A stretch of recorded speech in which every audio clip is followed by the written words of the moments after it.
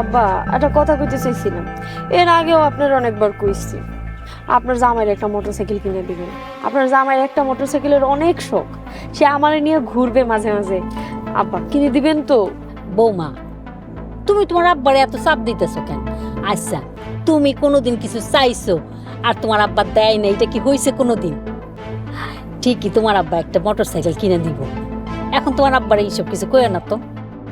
আচ্ছা বাবাজি, তুমি 2-1 দিন পরে মা ফরিদাকে নিয়ে আমাদের বাড়িতে বেড়াইতে এসো, আমি দেখি কতদূর কেমনে কি করা যায়। আব্বা 2-1 দিন পর কেন? আপনি আজকে আইছেন, থাকেন, কালকে যখন আপনি যাইবেন আমি আর ফরিদ আপনার লগে আপনার বাড়িতে যামনি। না বাবাজি, আজকে আমার যাইতেই হবে, আমার অনেক কাজ পড়ে আছে। তুমি বরং মা ফরিদাকে সঙ্গে করে নিয়ে কালকে আমাদের বাড়িতে বেড়াইতে এসো।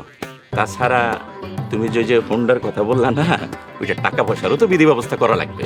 ঠিক আছে আব্বা, তাহলে আপনি চলে যান। আচ্ছা ঠিক আছে।